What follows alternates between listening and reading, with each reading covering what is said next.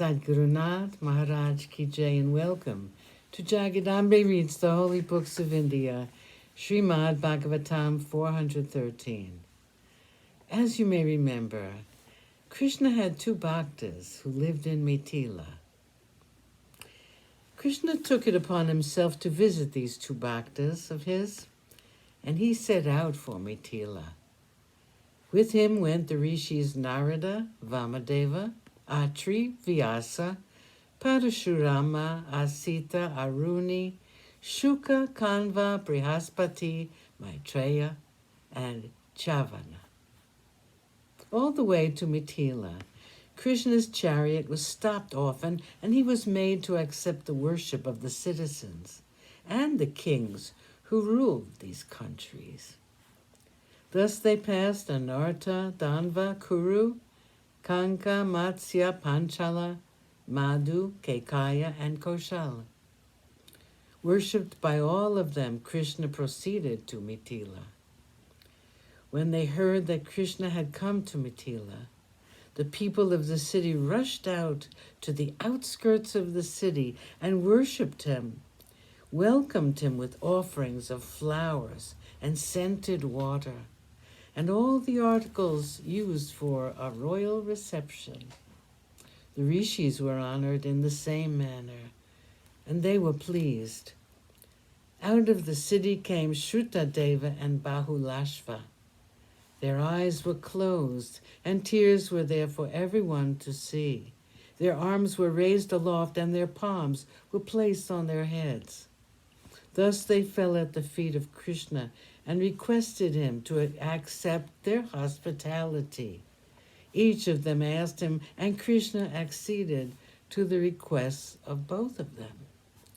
He entered the homes of both of them by assuming two forms and enjoyed their hospitality. Bahulashva's joy was great when he knew that Krishna, whom he had worshipped for so many years, had at last taken it into his mind to bless him by entering his house and sanctifying it. He sat at the feet of Krishna and massaged them with reverential hands. The rishis were honored, as was their due. He then said, "My Lord, you have made me happy by coming to see me. You have once said, Adishesha may be my kinsman, Lakshmi may be my beloved wife, Brahma the Creator may be my dear son. Still all these are not as dear to me as a bhakta whose mind is set on me constantly. To prove the statement, you have come to bless me and my country. You are born in the house of the Yadavas to glorify that name. And how can one who has come to know the truth about you, that you are the Para-Brahman, how can he ever forget your lotus feet? You must stay for a few days with me and make my home heaven on earth." "So be it," said Krishna, and stayed in the palace of the king for a few days. Even as Bahulashva welcomed Krishna, Shrutadeva was extremely happy to see Krishna and the rishis as his guests. He borrowed some seats and grass mats from his neighbors. There was a darba grass pile in the corner, and that was also used as a seat.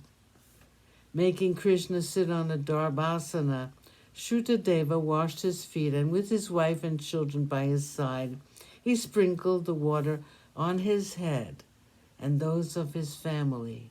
He offered the fruit amla and perfumed waters.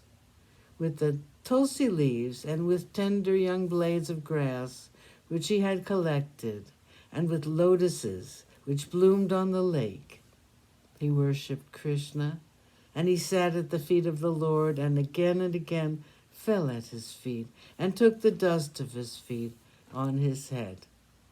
Krishna spent several days at the house of Shrutadeva also, and then went back to Dwarka.